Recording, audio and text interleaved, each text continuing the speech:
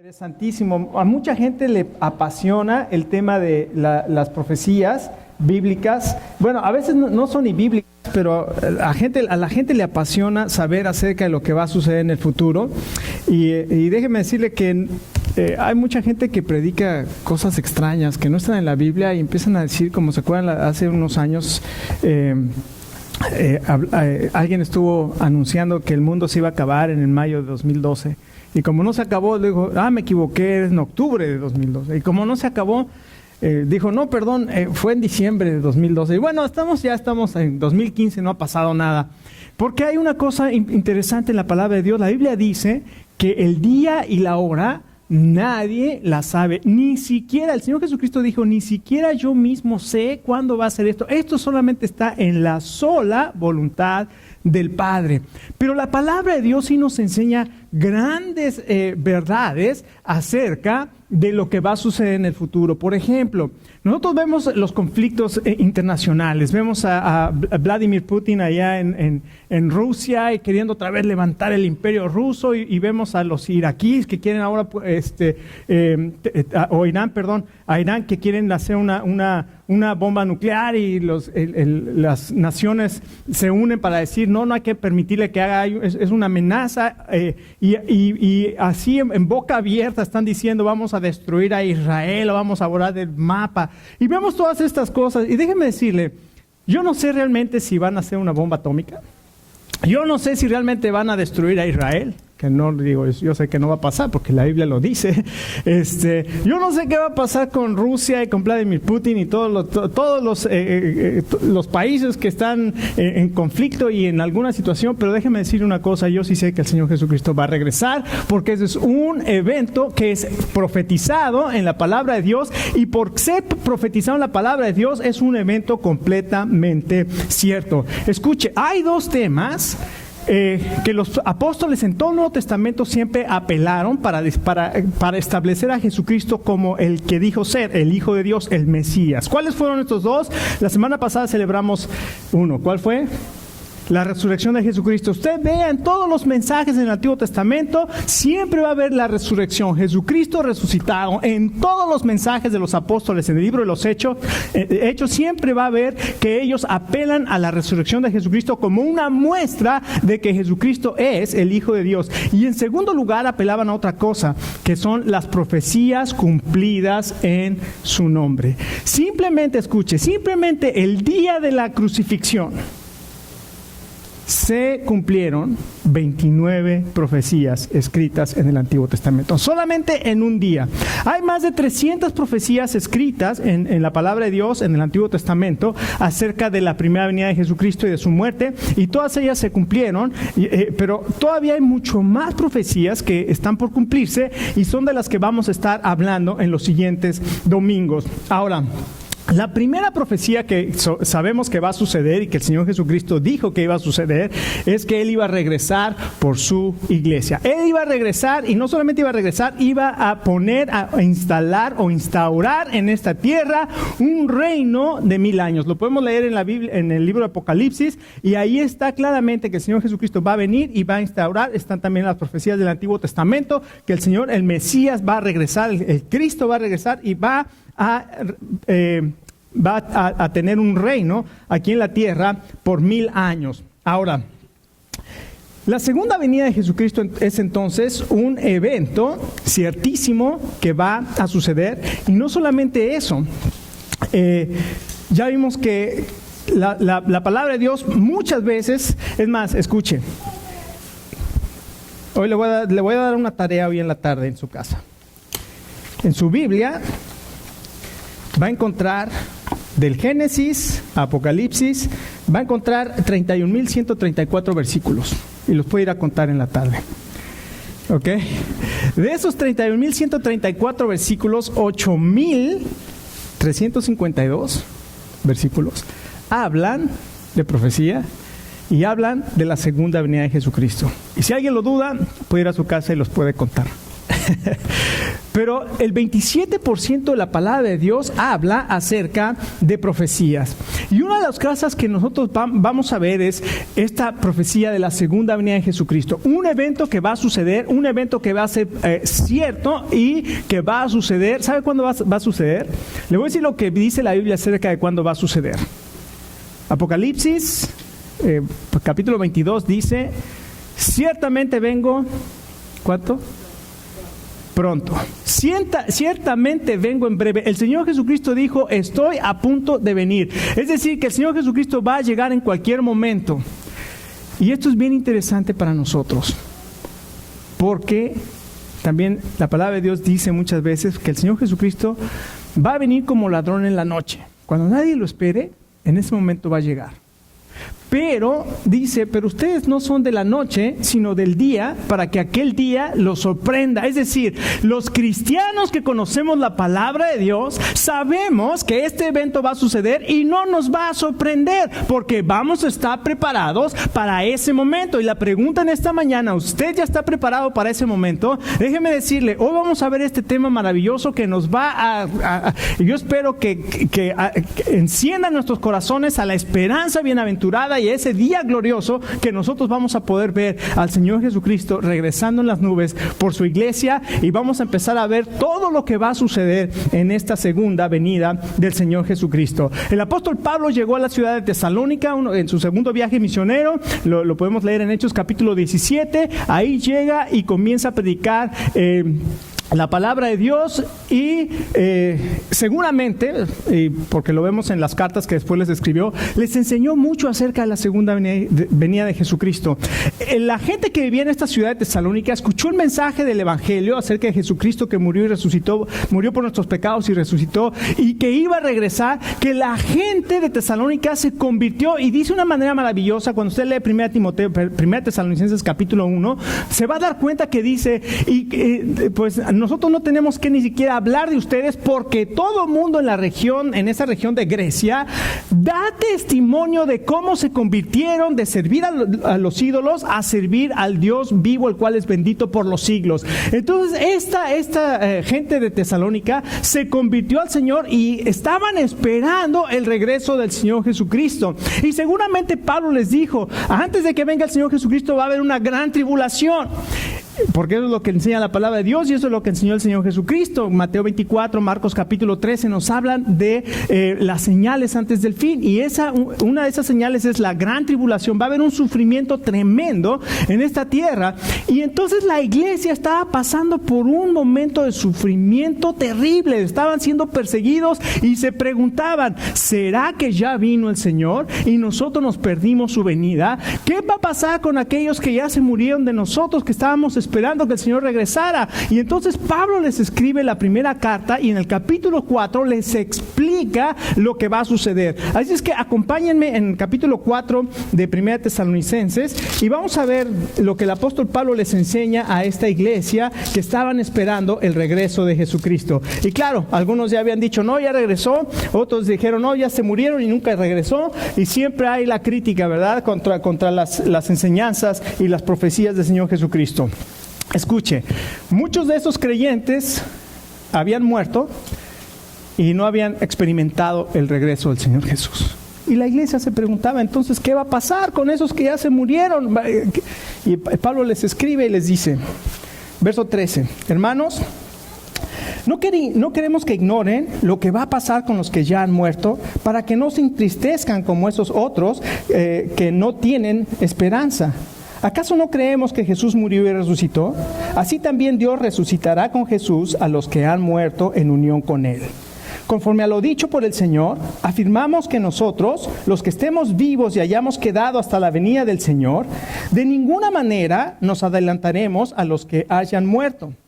El Señor mismo descenderá del cielo con voz de mando, con voz de arcángel y con trompeta de Dios, y los muertos en Cristo resucitarán primero. Luego los que estemos vivos, los que hayamos quedado, seremos arrebatados junto con ellos en las nubes para encontrarnos con el Señor en el aire, y así estaremos con el Señor para siempre. Por lo tanto, anímense unos a otros con estas palabras. Déjenme animarlo en esta mañana. El Señor viene. Maranata, o Maranata, no sé cómo se diga en hebreo o en Maranata, el Señor viene, el Señor está por venir. Aquí dice, anímense unos a otros con estas palabras. Entonces el apóstol Pablo les escribe aquí, les da 3 enseñanzas acerca de lo que va a suceder en el futuro en cuanto a la segunda venida del Señor Jesucristo. Y la primera es, enseñanza que les da es acerca de los que ya murieron, acerca de los que, aquí curiosamente dice, los que duermen en Cristo, los que ya murieron o los que duermen en Cristo. ¿Qué va a pasar con aquellos que ya han muerto y que no han experimentado en la venida del Señor Jesucristo en el aire? ¿Qué va a suceder con todos aquellos que hemos creído? Y si nos morimos, ¿qué va a pasar con nosotros? Bueno, el apóstol Pablo les escribe y les dice, no quiero que se entristezcan acerca de los que murieron. Lo primero que les dice el apóstol Pablo es que sean confortados en su tristeza. Claro, cuando perdimos a un ser querido nos duele y es una tristeza terrible.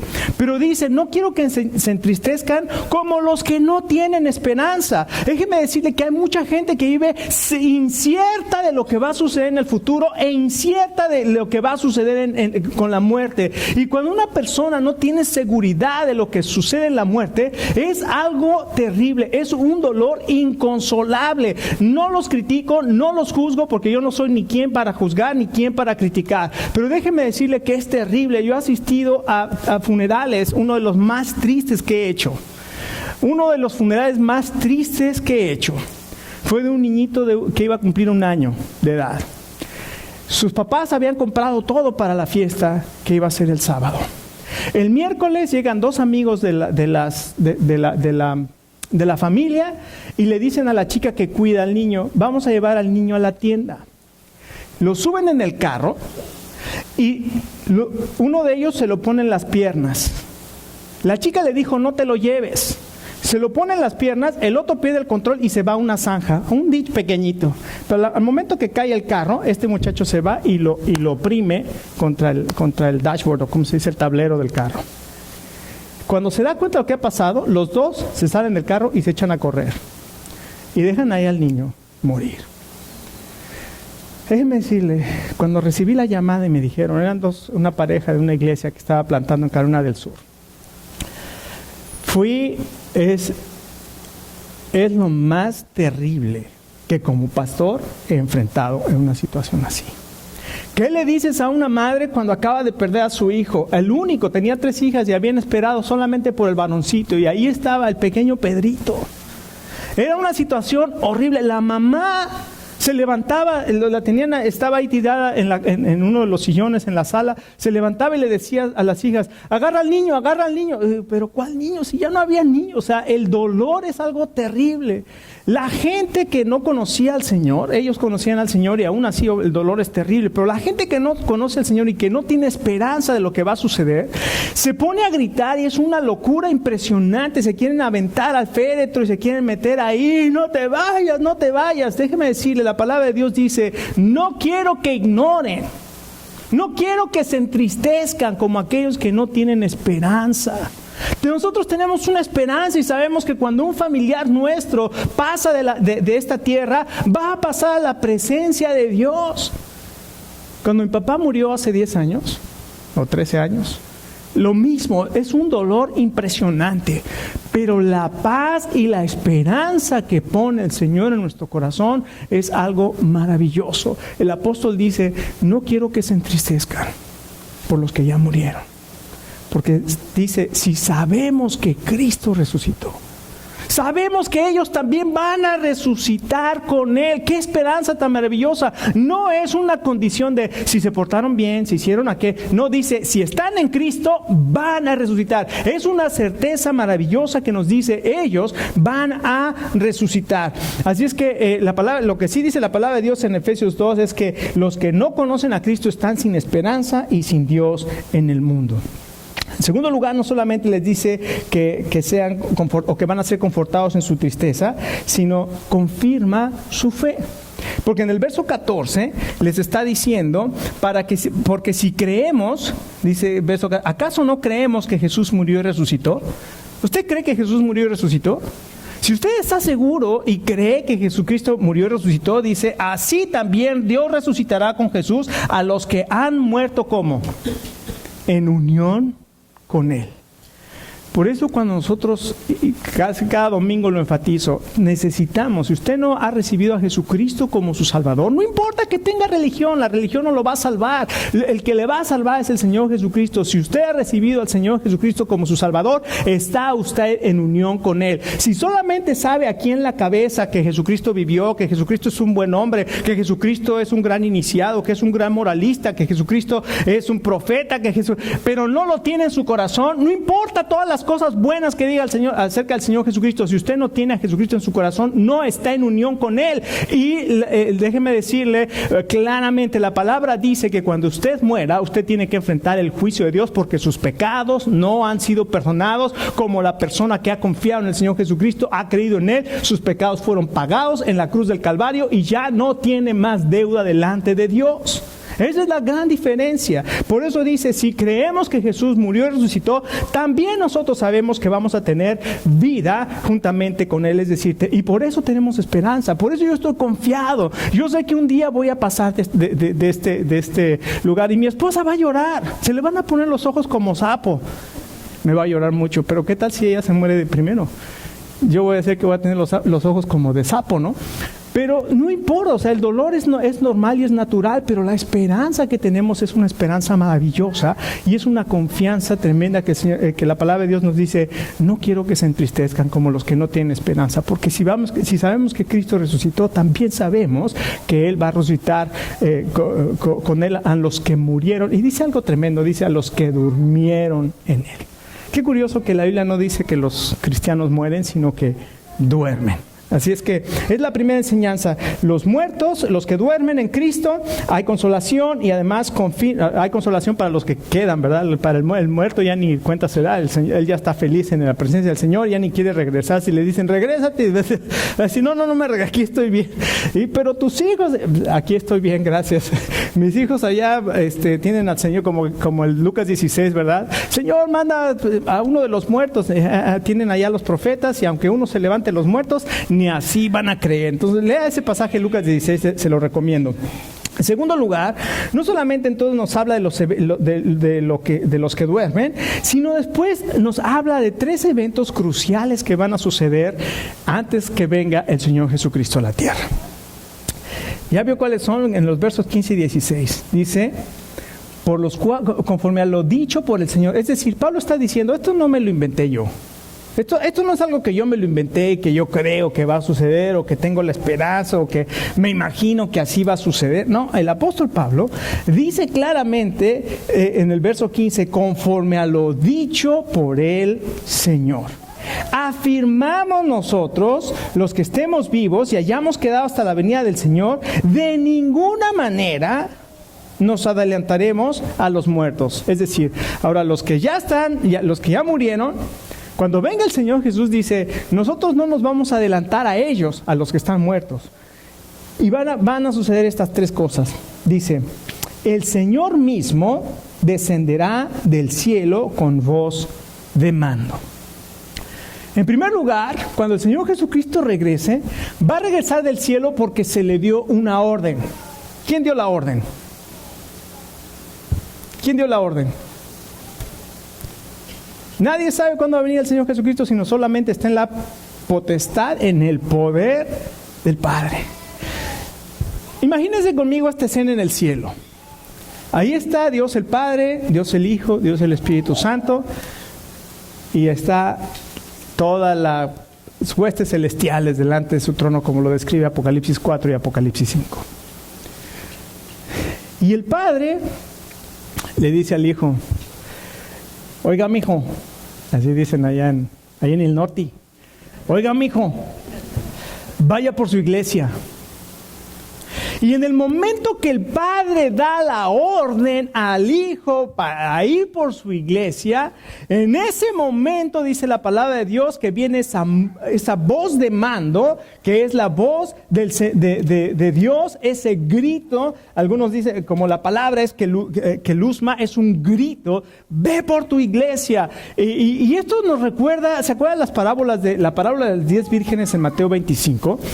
Dice la palabra de Dios que había 10 vírgenes que estaban por casarse, y en aquel entonces el novio se iba, preparaba la casa y después venía por la novia. Pero antes de que viniera por la novia, mandaba ¿cómo le llaman? Mandaba a alguien que anunciaba: viene el novio, y las novias tenían que estar listas para entrar a la boda, y si no estaban listas, pues se quedaban fuera de la boda. Y entonces, una de las cosas maravillosas de las costumbres judías es que no era la mamá de la novia la que decía cuándo se iban a casar, ni era el papá de la novia, ni era la novia, ni era el novio. El que decía cuándo era el padre del novio. El padre del novio era el que daba la orden, decía: ahora sí, ya ve por tu novia. Y entonces el novio mandaba a ese mensajero que llegaba antes diciendo: ya estén listas, ya estén listas. Y cuando llegaba el novio, entraban a las nupcias. Dice la Biblia que había 10 vírgenes esperando que llegara el día de la boda. Cuando pronto se da el anuncio: ahí viene el novio, pero 5 de ellas no habían llenado sus lámparas de aceite. Y 5 de ellas tenían sus lámparas y estaban preparadas, estaban velando para cuando regresara el novio. Y cuando regresa, las 5 que tienen sus lámparas encendidas entran a la boda, y las otras 5 se quedan porque no pudieron entrar a la boda. Va a haber gente que escucha este mensaje y no le va ni a despeinar. No va a mí qué me interesa. Esas cosas son, escuche. El Señor Jesucristo dio varios mensajes, mandó varios mensajes a su pueblo acerca de las destrucciones que iban a venir. El pueblo de Israel, la ciudad de Samaria fue destruida porque no escucharon la voz de Dios. La ciudad de Jerusalén fue destruida porque no escucharon la voz de Dios. Varias veces Dios les dio el mensaje y ellos no escucharon. El padre va a dar el mensaje y va a decir: ve por tu novia. Y entonces se va a levantar el hijo, pero juntamente con el hijo dice aquí algo maravilloso. No solamente la voz de mando. ¿Qué otra cosa dice? La voz de arcángel. No sabemos quién es este arcángel. Puede ser el arcángel Miguel, porque habla en Apocalipsis acerca del arcángel Miguel, que viene a hacer batalla contra las huestes del anticristo y contra las huestes de Satanás antes de que venga el juicio sobre esta tierra. Entonces puede ser el arcángel Miguel, o puede ser el arcángel Gabriel, porque el arcángel Gabriel es el mensajero, es el que le fue a llevar el mensaje a la Virgen María, es el que le fue a llevar el mensaje a José, es el que le llevó el mensaje a Zacarías de que iban a ser el Señor Jesucristo, o que iban a ser Juan el Bautista. Entonces hay un mensajero, un arcángel mensajero, que es Gabriel, pero hay un ángel guerrero, un arcángel guerrero, que es Miguel. Entonces cualquiera de estos dos, no importa quién sea, lo que sí dice la palabra de Dios es que el arcángel va a venir y va a dar su voz, y va a ese tiempo de tregua que había quedado atrás, donde había un tiempo para que la gente se arrepintiese, queda atrás, y ahora viene el arcángel para preparar todo para el juicio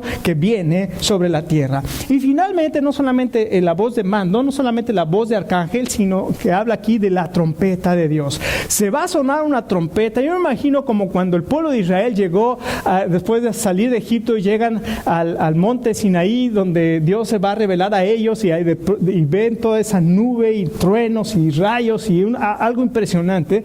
Dice que escucharon un sonido como de trompeta tan fuerte que tenían gran temor.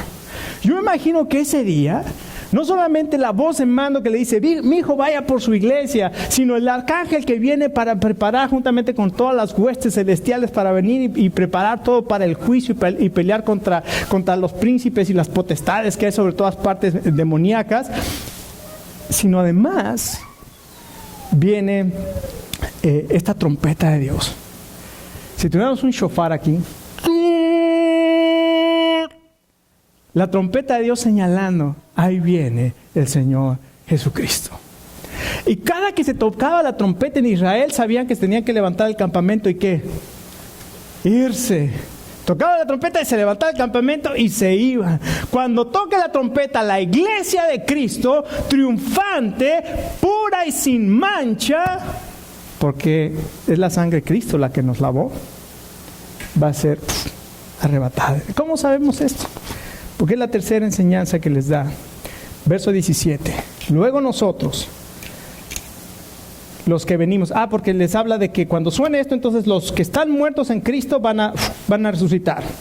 Esto es maravilloso, porque recuerde, cuando una persona muere, su espíritu va delante de la presencia de Dios, pero su cuerpo queda aquí, se descompone o le pasa lo que le pasa, pero cuando va a llegar ese día, de ahí, del polvo de la tierra, así como el Señor hizo al primer hombre del polvo de la tierra y sopló en él aliento de vida y fue el hombre un ser viviente, el Señor va a volver a levantar estos cuerpos, pero la diferencia de este cuerpo al cuerpo que va a ser resucitado, es que el cuerpo resucitado va a ser un cuerpo incorruptible, sin mancha, glorioso, y que nos habla 1 Corintios capítulo 15, van a ser transformados nuestros cuerpos en un abrir y cerrar de ojos. Entonces esos van a resucitar, y luego dicen nosotros, los que hayamos quedado, luego nosotros los que vivimos, los que estemos vivos, los que hayamos quedado, seremos arrebatados juntamente con ellos en las nubes para encontrarnos con el Señor en el aire. En un momento, en un abrir y cerrar de ojos, cuando el Padre dé la orden de que el Hijo venga por su iglesia y el arcángel pase y se toque la trompeta, los muertos en Cristo van a escuchar esa trompeta y sus cuerpos van a resucitar, se van a juntar con su alma y su espíritu juntamente con el Señor que viene en el aire. El Señor llega a las nubes y en ese momento los que estemos vivos aquí, se imagina que el Señor, que en este momento escucháramos esa trompeta, los que estemos vivos en este momento, ¡pum!, desaparecemos de este lugar. Y a lo mejor se quedan 2 o 3 que han venido aquí, pero que nunca han hecho esa decisión porque recuerde, o sea, no es la religión, es el Espíritu Santo en nuestro corazón, es el sello del Espíritu Santo. Efesios 1 capítulo 13, hemos sido sellados, porque dice Efesios 1:13, el cual también ustedes, habiendo oído el evangelio de su salvación, la palabra de verdad, y habiendo creído en él, fueron sellados con el Espíritu Santo, la promesa que es la garantía de nuestra herencia. Ese Espíritu Santo que hemos recibido cuando creímos es la garantía de que cuando el Señor Jesucristo toque la trompeta, los que seamos y los que tengamos ese sello, vamos a desaparecer en un momento. Esa palabra es la palabra en griego arpazo, eso quiere decir jalar con fuerza, o sea, y es lo que hacíamos con nuestros hijos cuando se portaban mal. Póngase para acá y se sienta ahí y se calla. Y así va a ser. La iglesia va a ser, en un momento, un abrir y cerrar de ojos, vamos a desaparecer de esta tierra y va a ser un caos aquí, todo el mundo queriendo explicar qué pasó, por qué desaparecieron millones de personas. Va a ser porque el Señor Jesucristo vino y la iglesia fue arrebatada. Y no solamente eso, no solamente va a ser arrebatada, ¿qué va a pasar? Va a venir el arrebatamiento de la iglesia, pero también va a venir la reunión con Jesucristo. En un abrir y cerrar de ojos vamos a ser transformados, nuestro cuerpo va a ser cambiado y de pronto vamos a encontrar en las nubes con el Señor Jesucristo que ha regresado a las nubes y vamos a estar con Él para siempre. Animémonos, dice el apóstol en verso 18, anímense unos a otros con estas palabras. ¿Está animado esta mañana? ¿Está preparado? Si suena hoy la trompeta, ¿qué va a pasar? El Señor Jesucristo llegó a la ciudad de Jerusalén y la gente salió a recibirlo como el rey. ¿Se acuerdan? Montado en un pollino, bajó descendiendo por el monte de los Olivos, que iba a cruzar el valle de Cedrón e iba a subir de nuevo a Jerusalén para entrar en la ciudad de Jerusalén. Las distancias pequeñitas ahí en Jerusalén. Nunca he ido, ¿verdad? Pero por lo que veo en los mapas, venía bajando por el monte de los Olivos y iba a subir a la ciudad de Jerusalén. Y la gente salió a recibirlo como rey. Y en un momento el Señor Jesús se paró y comenzó a llorar y dijo, Jerusalén, Jerusalén, si tan solo hubieras sabido el tiempo de tu visitación, mas ahora vas a ser destruida y no va a quedar piedra sobre piedra en ti. La gente vio, escuchó experimentó el ministerio del Señor Jesucristo y no lo reconocieron. Esta mañana me pregunto, ¿tú ya has reconocido al Señor Jesucristo, lo que Él ha hecho por ti? ¿Te has arrepentido de tus pecados y le has recibido como tu Señor y Salvador? Si no lo has hecho, este es el día. Este es el día. Ponte a cuentas con el Señor, recíbelo como tu Señor y Salvador. Y comienza a caminar. El primer paso para caminar con el Señor Jesús es tu bautismo. ¿Por qué bautismo? Pero si yo me bauticé cuando era pequeño, güey, ¿quién decidió que te bautizara? No, pues me bautizaron. Entonces tú no decidiste eso. Tú lo tienes que hacer porque tú lo decidiste, no porque decidieron por ti. Porque si usted lee la Biblia, todas las personas que se bautizaron, inclusive el mismo Señor Jesucristo se bautizó cuando Él era un adulto de 30 años y que quiso bautizarse. Y toda la gente que salía porque querían bautizarse. Nunca trajeron a quien, te lo traigo para que lo bautices. No, usted tiene que tomar esa decisión. Y usted tiene que bautizarse para continuar en el camino del Señor. Es el primer paso de obediencia. Ahora, si usted ya es creyente, me pregunto, ¿usted ya está listo? ¿Está listo ya para la llegada del Señor Jesús? Si hoy viniera y se lleva a la iglesia, ¿usted está seguro que se va a ir con Él? Ahora, esto es bien importante. Yo sé que ya me estoy casi en la hora. Esto es bien importante. Hay muchas iglesias que creen que solamente los buenos cristianos se van a ir, los malos cristianos se van a quedar. Déjeme decirle, si usted es un mal cristiano, no es cristiano. Se acabó. Si usted es un buen cristiano, si usted es cristiano, o es cristiano o no es cristiano, pero no puede ser buen cristiano o mal cristiano. Si usted es un buen cristiano, no quiere decir que es perfecto y que nunca peque. Eso es diferente. Un buen cristiano, es una persona que ha aceptado el perdón del Señor, que ha aceptado a Jesucristo como su Salvador. Y que es un ser humano como cualquiera y se tropieza y tiene errores como cualquiera, pero tiene la seguridad de que el Espíritu Santo está en él y está trabajando en su vida para perfeccionarlo. Pero no es por lo que hacemos que vamos a ir con el Señor. Es por lo que Jesucristo ya ha hecho. Entonces, tampoco se confunda de que, es que yo me tropecé y quién sabe qué va a pasar conmigo. No, si usted ha aceptado a Jesucristo como su Salvador, usted tiene el Espíritu Santo, que es el sello y es la garantía que usted va a ser tomado. La semana que entra vamos a hablar precisamente del juicio o el tribunal de Cristo. ¿Qué va a pasar con los cristianos que no vivieron una vida que glorificaba al Señor? Lo vamos a ver la semana que entra. Así que no se pierda la próxima semana, la misma hora, mismo canal. Vamos a ver el juicio o el tribunal de Cristo. Finalmente, si usted no es creyente, hoy póngase a cuenta con Dios. Si usted es creyente, analice su vida y vea qué pasaría si este día regresara el Señor. ¿Lo encontraría avergonzado o lo encontraría listo para entrar a las bodas? Vamos a terminar, vamos a ponernos de pie y